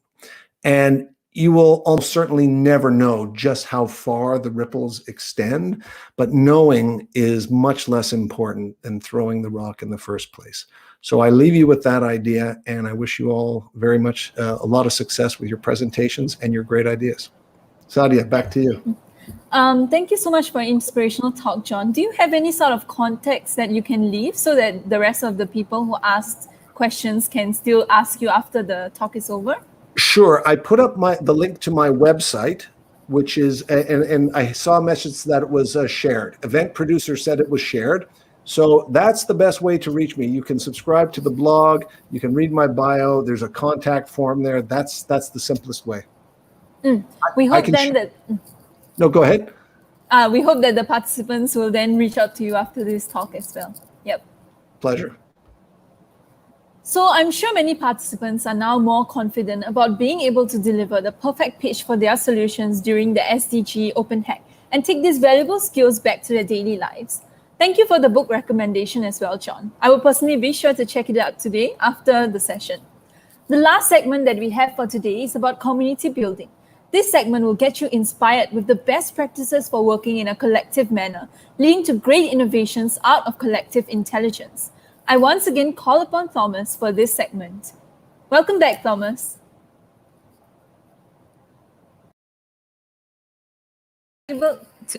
Sorry, Thomas, we are unable to hear you. Because there's a mute button. I didn't really yes. press it. It's so that's good. Yeah. So hello again, everyone. I know John. I think we've interacted a bit in the other bootcamps in the past, and actually, it reminded me that I should remove my thank you slide at the end of the talk. So thank you, John, for the amazing talk. And I think it's really quite nicely put between my two talks, because before I was saying that you might want to pitch to engage with with investors, with a jury, with people who are going to maybe evaluate your project for the hackathon. But you can also think of, as I said, pitching for actually just getting people to be engaged and just give a hand and join your community. And more and more, the world is driven by social networks, by people just loving what you are doing and so on. It's not even about money. We at Open Geneva, we are more and more advocating that actually the future of the successful startups might not be of raising a lot of money. And I will come back hopefully with a few examples at the end of my talk. So this talk is really to emphasize on the aspect of community building. And I'm going to start with an image, which actually my wife 2 days ago told me, look, your slide looks like a virus. And of course, this is not COVID, but this is sort of like let's say the virus of pollution. So you get this earth, which is full of, which is black and full of constructions. I don't want to be mean, but it might look like Shenzhen or another big city, and of course you get a lot of pollution. So just to say, Shenzhen is actually a leading city to get to be a really great city in terms of sustainability. And then you see on the back of this slide logistic growth, or exponential growth of a population, and maybe of the world, and maybe we are around where I'm showing here with my pointer. I hope you see it or there. So just before it starts to say, so we are around 8 billion inhabitants, and we might just go to 10 billion. But I mean, most of the growth of the world of the world population has been achieved. So why am I putting this kind of a pollution virus or unsustainability virus with the population? So first thing, we have to recognize that the increase of the population in the world has actually triggered a lot of issues for the SDGs and for sustainable development, for the survival of the planet. But you might also want to think that each new person born and living on this world is actually an additional brain that is actually available as some kind of computing power, I would say, or social power, computing cognitive power that is actually capable to address problems. And so the more we get people on Earth, the more we have a chance to actually get problems solved if things are being organized in a proper way. And so this image is really impressing the problem that big population is at the same time a danger, but it's also an opportunity. So the second point I want to say is that actually maybe you don't know that, but before the SDGs that were laid out in 2015, there were other goals that were called the millennial goals, and it didn't go so well. It started in 2000 and was supposed to finish, I think, by 2014 or something like that, and it didn't really work well. And one reason why it didn't work well is because it was the millennial goals were organized by the United Nations with governments, only with governments. So pretty much top down. You get just governments decide what should be the goals for sustainable development. And the UN and the stakeholders of the United Nations actually learn from their lessons, and they actually realize that if we want to achieve the SDGs, we need to engage so much more bottom up. So get a lot of involvement from NGOs, from people, and not only government and international organizations. And I think there's one reason why now people love the SDGs is because actually they feel connected to it, and the reason why they feel connected to it is actually because they were designed with actually representative of the civil society. And this is a very important message. And there's an SDG 17, which is called partnerships of the goal, which is a special goal that is just, we're just going to work together to achieve these other 16 goals. And the way we do that is, of course, you can have multilateral discussions, bilateral discussions with between governments, but it's also just people deciding to partner to overcome problems. And that's the reason why we believe that community is a very important person. So as a powerful tool, I would say, to overcome or to achieve the SDGs. Community starts with more than one person, so it means 2 persons is fine to start a community. Now, try to put pictures on things to avoid much text. I mean, it's getting late. What you see here is a lot of brains of people, or let's say the heads of people, different colors. What I want to show with this picture is that 2 things. First, humans have a specificity, maybe not over animals, but one specificity that they have really much developed, much more than other species in this world, is the social capabilities. So now there's quite a lot of evidence, that scientific evidence showing that actually humans are actually especially performing in this world, sometimes probably too much, because we have become like the dominant, the overwhelming dominant species in this world. But they're really good because they can socially interact. They can do things together. They can, well, sometimes they can also fight against each other, but things just going very social. So one human is very little compared to all the power of collective intelligence, I would say. So that's one message. The second message here with the colors is that actually all humans are in a way different. They have different expertise, they have different skills, and actually if you look at it, everyone is really much different. And that poses some challenges of people just talking in a proper way to each other, connecting well. That was what John was saying, that actually it's not easy to actually connect with other people because the other people have different perspectives. They don't really understand problems the same way. They don't get the same skills, the same expertise. And this creates a lot of barriers, difficult barriers. But on the other hand, this diversity is actually what can create new ideas that are really out of the box and that are meaningful, that are sensible. And this is where we believe that community is very important. If you can build a community and you can listen to this community, learn from this community, it's going to be amazing. So I give you a very concrete example here. We are with a team in Singapore with GGEF. We are launching SDG Open Hack, and we're very happy you are here. And SDG Open Hack Singapore is not the same as Open Geneva. It's just a different setting. There's been a lot of creativity to adapt to the Singapore style, I would say. And I'm very glad to hear and to see the way it's organized, because I guess that on the long run, it's going to be also beneficial to the way we are organizing hackathons and festival of hackathons in Geneva. And so this is something that if you are in a mindset of actually valuing what the others are doing, this is great, because you can learn, you can bootstrap, and you can really quickly get going with meaningful solutions. I give you very quickly an example of where I started to really think this way. I was at UC Berkeley as a research fellow, and I got invited to organize a hackathon on earthquake resilience. That was my first hackathon at SwissNext San Francisco, which is the technology and science embassy of Switzerland in San Francisco. And suddenly we organized that. It was really just very relaxed, but actually in the end, 80 people showed up for one day hacking on finding solutions for earthquake response. Not from the authorities, but just from people, for people to actually overcome problems that maybe the government or the emergency response could not achieve and could not do, because government can do that much, and then you have to rely on yourself. So if people can just use community to make things work, this is great. And actually, a lot of solutions were actually based on the idea that there would be some connections between people. This is just amazing. You get this moment of concentration, of time and energy, in time and space, of energy.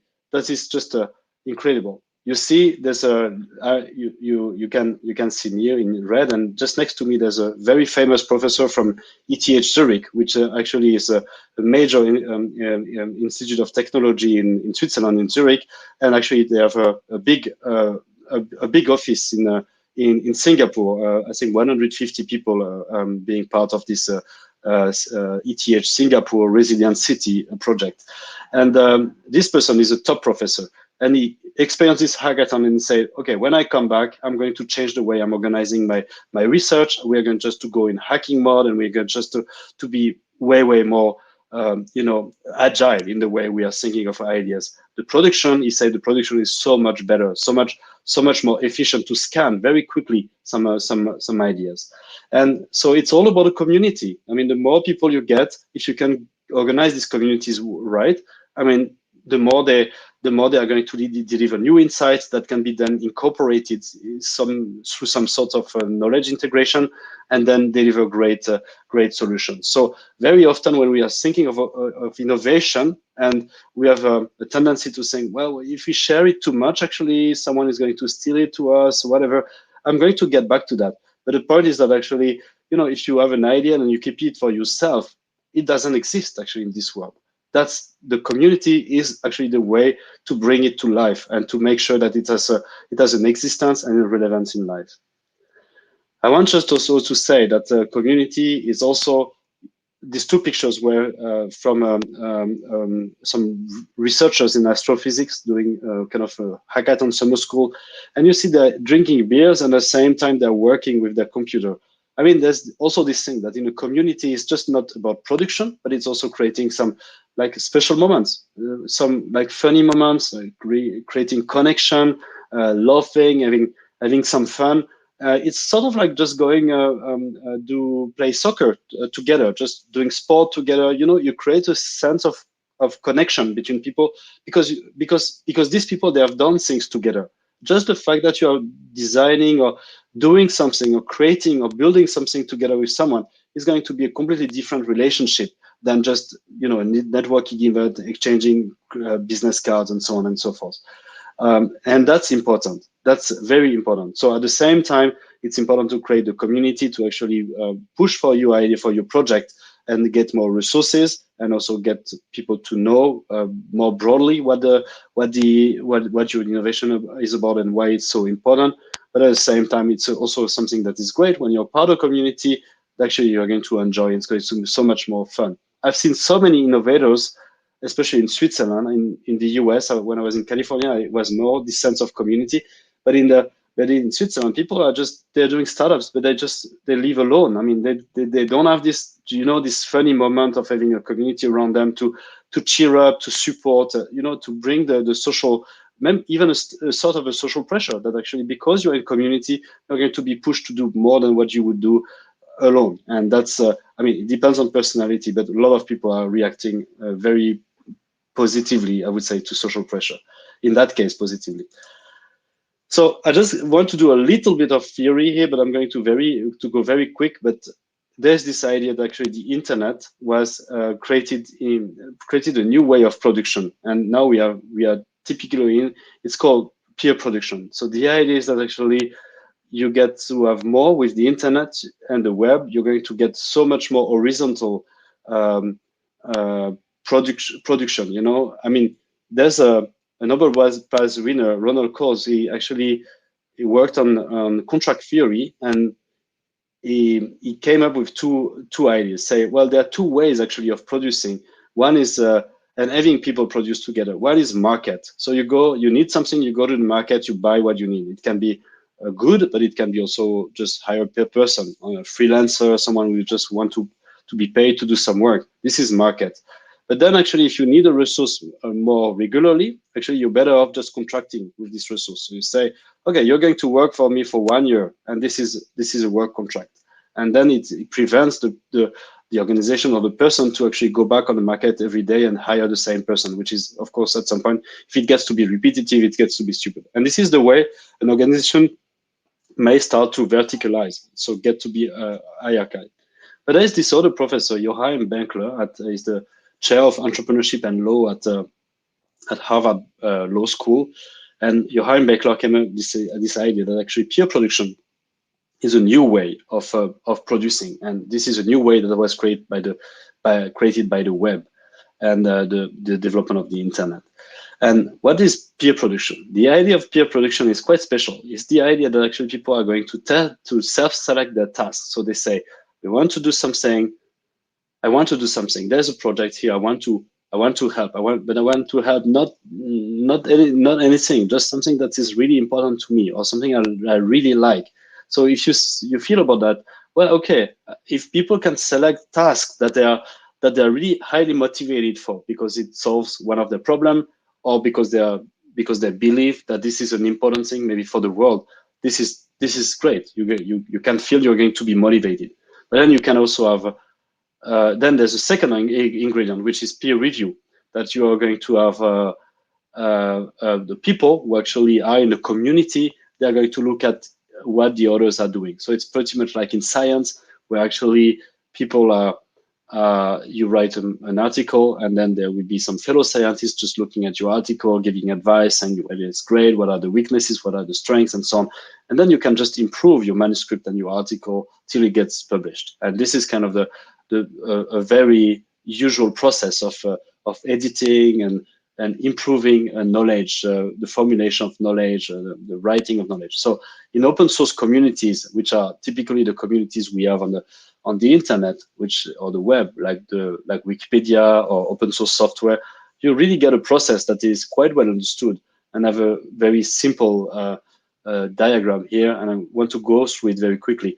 Let's say you have two persons, Alice and Bob. Alice is making a contribution. Bob is looking at the contribution, is providing maybe some feedback. Alice is going to take this feedback and actually make another contribution, an additional or correction to her initial contribution. But then Bob says, okay, great, that's way great. Alice corrected, so now maybe I can just make another contribution on top of it. And then maybe another one. And then at some point, Alice looks at what Bob did and provides some feedback. And then maybe she says, well, I'm not going to only provide some feedback. I can make also an additional contribution on top of what Bob did, and so on and so forth. And this is an example with two people, but in open source community, you can go up to 1,000 people. On Wikipedia, it's hundreds of thousands of people who are contributing. So just think about the power of this kind of production that you can have through your community. And this is really important, the performance. And one might argue that, well, some contributions might be not good. This is true, that sometimes maybe you get a contribution that is actually reducing utility of the project. But think about it on the long run. If you have enough contributions, enough points, performance of the project is going through this cumulative innovation. So sometimes goes down, but on average, it should actually go up in terms of performance. Now, community, why is it has been enabled? So you think about social networks, that's one way, but I want to give you maybe the fundamental. In 1989, the World Wide Web was born in Geneva, invented by a very famous person, Tim Berners-Lee. And you know, the World Wide Web is such an incredible network. We cannot even represent it anymore. I show you here the last known map of the web. And so the World Wide Web was born in 1989 with a couple of connections between pages, you know. And then in 2003, that was the last time that we could make a representation of the World Wide Web. This is the image beyond that. By now, it's impossible to actually traverse the whole World Wide Web. Only 20% of the World Wide Web is accessible to search engines, approximately. So it gives you a sense of how big it is. It's like an expanding a universe that we cannot account for anymore. And this is extremely powerful. And I will give you an example. Another example of how the World Wide Web has been extremely efficient. Think of social networks. There's an experiment by Milgram in 1950 of this average degree of separation between two people. So in 1950, it was necessary to reach anyone on Earth. It was necessary to go through 6 other people. I mean, sometimes it would be shorter. If you want to connect to your family, it would be 0. But on average, it would be 6 people. And by 2010, this degree of separation between people has dramatically reduced up to 40 or 50%. with Twitter data, or if you use Facebook data, you're going to find it's reduced by 30%. So the world actually has become closer, and the communities, like the people actually are getting closer. So we are sometimes talking about global village, and this is typically it. And actually this reduction of distance between people is actually creating even more opportunities to actually connect with other people and build communities that are sensible, that are meaningful for the project that you are aiming at. And this is extremely powerful. And this is typically kind of an asset that is too often not enough leveraged by innovators. Because we are very often told, yes, innovation should be something you protect, and so on and so forth. That's true, but I mean, you have to also balance the opportunity. You have to balance the risk of actually getting an idea still stolen, and what is the value of an idea to start with. This is an interesting question that has been researched. You have to balance that to the power of having a community online or offline to actually help you. So Open Geneva is really built, and SDG Open Hack Singapore is built on this premise that actually a problem and a solution doesn't come from one person deciding what the solution should be. So I'm not going to extend on that because that was the challenge shaping talk. It's the community to decide. If you admit that actually the solution comes from the community, you're going to become extremely powerful. Then there's maybe as a leader, you might have a leadership role. You might have also some technical assets that you want to provide. But I mean, sometimes a good idea can turn into a great project because you have a great leadership. So to the extreme, you can be just a community manager and do it great and inspire people in the right way, maybe with an amazing pitch, as John was telling us. And you can use this power to actually leverage the community. And that's what we want to do. And I just want to come with 4 keywords that we convey at Open Geneva that are sort of the most important thing that you have to think of when you're innovating and when you're innovating with community. You want to experiment first. So you already saw this image. Then you want to have fun, because if you have fun and you're doing that, you know, with your guts, with your pleasure, it's going to actually inspire other people. Look at this kid who is actually doing a hackathon. He's 7 years old. He's doing a hackathon on Scratch programming game over an afternoon. I mean, we all wish to be happy like this kid, and actually we can. A hackathon or a good moment in community is actually going to be this kind of thing, and no matter the age you are. And then it's about sharing. When you have an innovation, you want to share it. It's not because just you are altruistic and you want to share, but just to get feedback and to improve it. And then you want, of course, to get inspired by others, because sometimes a good idea, a good project can be enriched by actually totally different projects that come along or that come completely separately, and this inspiration is going to be super useful for your own ideas.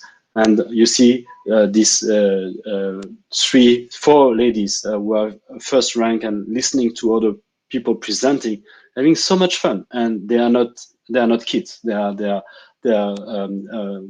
I would say mature ladies. I would say.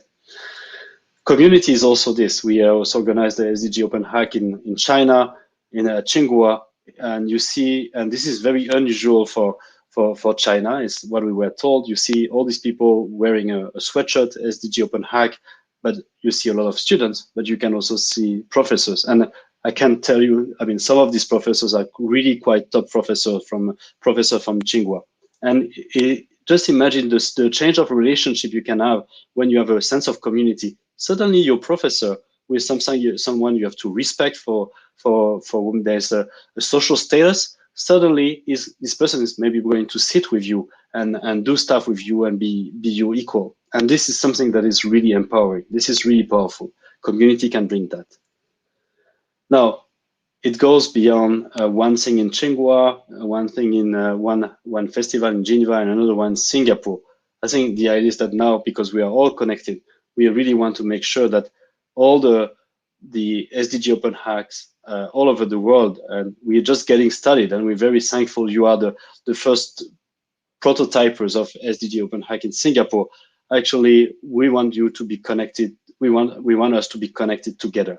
And that's why we are spending time. We're very happy to share with you what we know, open source, with inspiration, and just make sure that you capture and you capture our energy, and you can replicate during the hackathon in a way together in a way that is going to convey even more inspiration to other people who might just join later. And I'm just going to finish with a quick recipe for building a community, because it was a lot of storytelling, but I think it's important to always set the stage and being very, very illustrative in what we are doing. But I want just to have, I'm going to share the slides, so you want to have a quick recipe. First, your community is your capital. Very often when we are thinking of innovation, we want to have seed funding, we want to have money. Yeah, sure, it's necessary to have money at some point. But think about it, capital might be community might be the most important capital. And I have a very, very concrete example. There's a company called Hyperloop Transportation Technologies, which was born out of Elon Musk's project on a fast train in tunnels. And this community was analyzed by top management researchers, and they found that actually there were only 3 full-time employees in this company, but there were hundreds, if not thousands, of people all around the world who had pledged to spend 20% of their time working to help Hyperloop Transportation Technologies. Engineers, designers, government people, and so on and so forth, businessmen, marketing people, user experience. And all what these people get is actually stock options. So of course, at some point, there should be a reward. But think about it, they're working for free, 20% for free, just on the promise that Hyperloop Transportation will become a reality. Then the second thing is, and I have to accelerate, intrinsic motivation is the fuel instead of extrinsic motivation. Most people are going to do things in entrepreneurship because they feel there's something really important to do, or because they like it specifically. There are a lot of studies that show that actually, if you want, the surest way to actually earn money is work for McKinsey Consulting or for a private bank in Geneva or in Singapore. This is the kind of salaries you get, all over your life. Really good salaries. This is the surest way to actually make money. If you're an entrepreneur, it means that you're ready to actually take a risk premium on what you can earn. And a lot of people drop off these companies to actually these big companies, established companies, to become startups. Why is it so? It's not because they just want to make money. It's because they have something or else in mind. And not even talking about students starting their own company from scratch, not having enough, just not having money or work experience. I mean, there must be something else than just earning money. Ethics and value matter. When you're building a community, you don't want to deceive your community. This is your most precious capital. You don't want to cheat on people.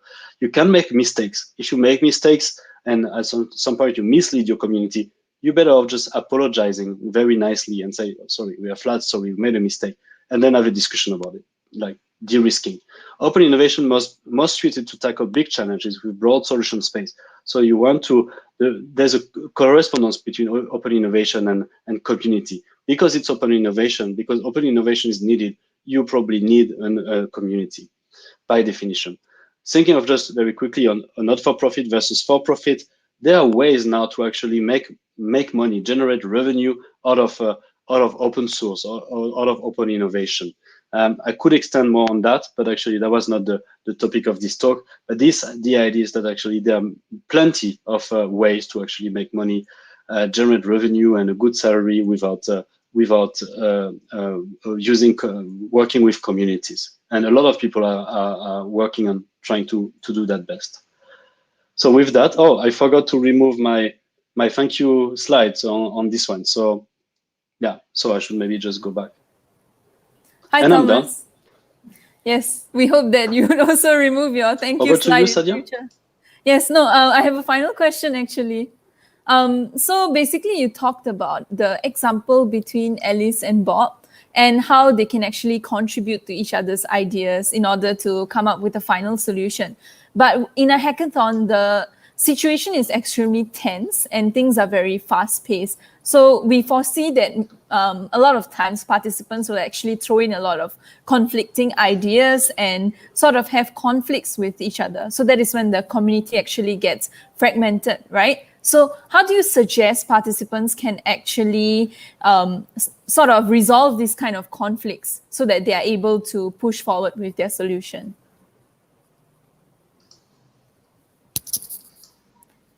Thomas, can you hear me?